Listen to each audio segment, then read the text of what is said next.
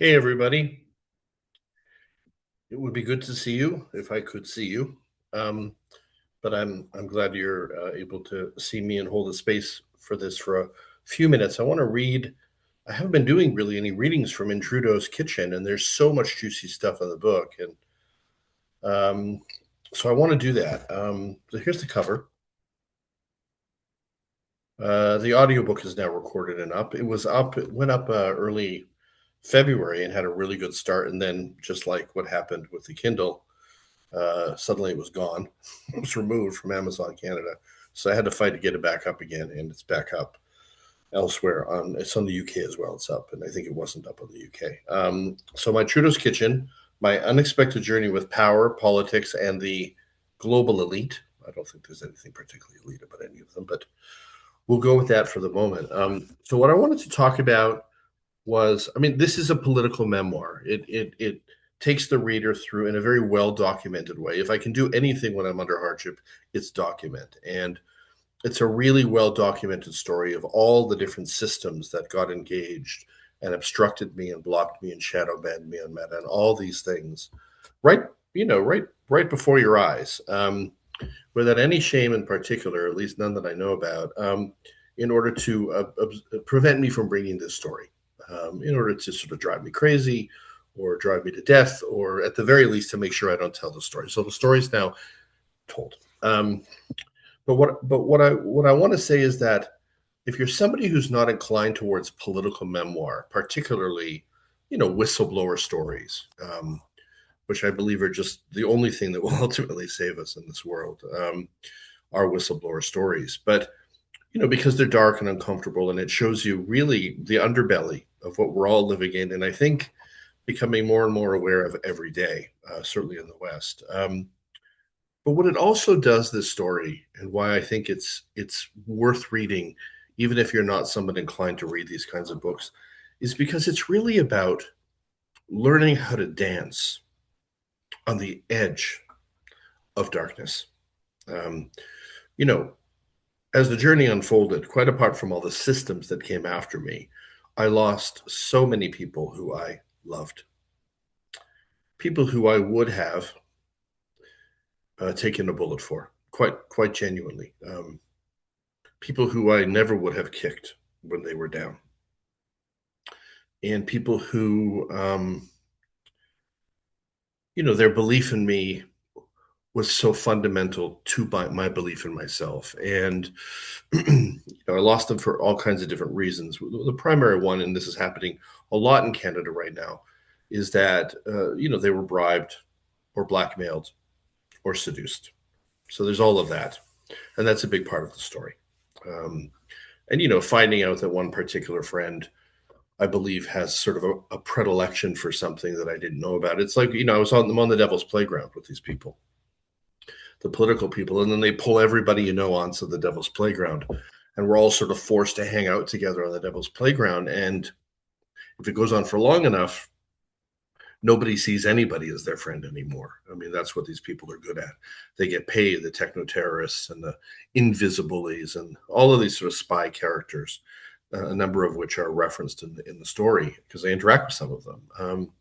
That's what they do. And so your job in the heart of this darkness, and let me just tell you that the darkness that they uncover, or the darkness that they often summon up artificially. The whole goal is to defame me and make up stories and call me this and call me that and all that kind of stuff, and then also to defame those other people so they'll do what they want so they won't get into trouble. And of course, the irony is, what are they going to do? They're going to blackmail them about something and then bring it public. Well, that's just going to expose the blackmailer. So the whole thing is a mess. And it's a mess that reflects, in this case, the Canadian liberal system, political system. Some of the things that I now know about people that I knew, including certain predilections, are, let's just, shared by significant members of the Liberal administration in Canada with respect to things they like to look at on their devices, for example. Um, we're dealing with terrible people trying to make not terrible people look even more terrible than them. That's the game, right? So, in the middle of all of this darkness, people gone from my life, The sense of sort of validation that I experienced within myself because I respected them and therefore their belief in me really elevated me and affected me positively, creatively. All of it starts to fade away in the heart of this terror and this hypervigilance, because of the persistence um, of the people on the other side. And so my work has been and was and is, and this book is about this in many ways, is how do you find your way back to the light in the heart of the most horrifying darkness? The darkness that just never seems to end. And how do you find the light when you keep losing people you love, including people who just, have certain time limits, whether it's because they're overwhelmed or because they're self-absorbed. The kinds of people who, like, if you have cancer, they'll be with you for 2 years of the journey, but then that's their time limit, right? So there's all of that is going on. And in the middle of it, there's this 60 odd year old guy. It started when I was 58 years old. Who has to somehow find a reason to believe it's worth going on, right? Because the whole design of what they do is to make you feel like there's no point in going on. And somehow I've been able to find it. And where I found it was in the heart of creation. So let me just read this little passage. There's a number of passages in the book that reference sort of my psycho-emotional process, you know, PTSD on a basic level, fawning, you know, just how it is you find what little aphorisms or even fantasies you utilize. Now I understand fantasy. Now I understand how it is that people get through things by imagining some heroic outcome, right? Like I really get this now. I feel like I've walked through the darkest caverns in this crucible and understand the challenge of humanness much more than I thought. I really got pain and suffering. I don't think I knew much about it until now. Let me read this quote. Um, Quote, it's always important to remember that while we're stumbling about on the devil's playground, creation is busily crafting us something beautiful, something to remind us that we matter, something to give us hope. We just have to remember to look for it. I was really into God when I was young, and then I disconnected, right? Felt oppressive and religious, and I associated with Jewish suffering, and I was in a difficult family, and all those things. And then I sort of got into therapeutic process, and moving farther in the progressive direction on the left meant sort of anything goes, shaping yourself into whoever you could become, no longer being affixed to any strict forms of conditioning. And somehow God went, and I think in many ways the challenge that the left's having now is they've gone too far away from God. So I found my way back to God in the heart of this, right? Like really palpably, energetically, privately, interactively, right? Not like God's outside talking to me on the other side of the room, but more like God is talking inside of me through me.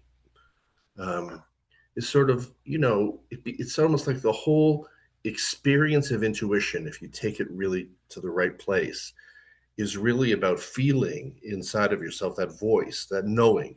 Is more of a knowing that says, I know which direction to go and I know which direction not to go. And to me, it's the God self and just getting closer to that and getting sharper and getting clearer in the heart of the vigilance feels very much to me like sort of a God construct experience. And so then that happens. But then there's also something else happens, which is some part of me also starts looking for creation everywhere, looking for sort of the remnants or the reflections of God everywhere, but not thinking palpably about God, just, really understanding that somebody and something went to a lot of trouble to get us here. Right? A lot didn't make it through the birth canal to here. We're here. So if I'm here and I survived this thing that many people I know would not have survived, there must be a reason for that.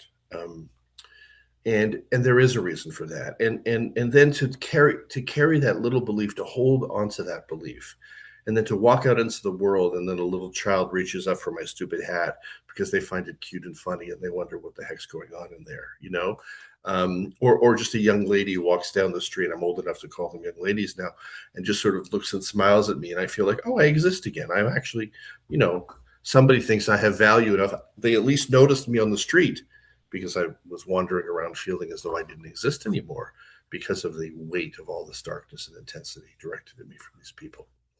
And just sort of in the worst moments, just connecting me to music, connecting to the brilliance in music, not that sort of imitator celebrity culture music, not that sort of music that you hear, that just feels like 500 other songs, and it certainly wasn't written by a human being, but the brilliant stuff, like the Nick Cave stuff, the modern Christian music, like Brooke Liggard stuff, like Susan Freiberg's poetry, right? Like stuff that came from something meritocratic, not nepo baby creations, but like the creations that come from the school of Hard Knocks, where somebody is doing what I was trying to do in the heart of their darkness, which is to find the light of truth, the light of relief, the light of regeneration, the light of hope.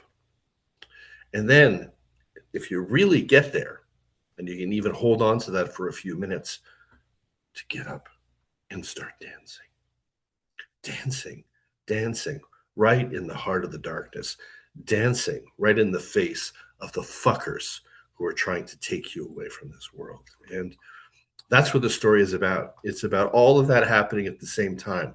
And, I don't feel as though there's anything particularly unique about my story other than my ability to document it. But I think collectively, and certainly in terms of what's happening in Canada, for whatever reason, when I try to break away from the Trudeaus, I began to walk down a road 5 years earlier than my country is walking it. Now, my country, it's beginning, the beautiful country of Canada that I love so much, is beginning to walk this road now. Um, there are people in denial. There are boomers still in the boomer bubble, and that's fine. They don't have much time. They should enjoy themselves because it's coming. It's happening. Um, Canada's in real trouble, and it's not because of Trump. It's not because of the 51st state. He misspoke. What he meant to say was, we're going to make it the 51st state because of all the things happening in Canada that make America feel threatened. That's what didn't get said, but that's really what was going on. What's going on in Canada is going on in Canada. It has nothing to do with Trump. It has to do with people with particular goal sets, and this is historical patterning. Communism comes and takes a shot in all kinds of places that are vulnerable. And Canada, because we're not vigilant and we were monarchistically conditioned and we were never told not to trust our government, is the perfect place to give it a shot here. And that's what's happening. So, finding ways to find the light are going to become very important for many of us in the West now over the next number of years. And I think that this little book, this 336-page little book, can go a long way to helping you along, to being a friend to you on the journey. And I'll just close it up by reading that little part one more time. Page 298 from the chapter called Homecomings. It is always important to remember that while we're stumbling about on the devil's playground, creation is busily crafting us something beautiful right at that moment. That dark, dark moment. That's what's happening too. Something to remind us that we matter, something to give us hope. We just have to remember to look for it. Anyway, thanks for listening. I'll be back with more soon.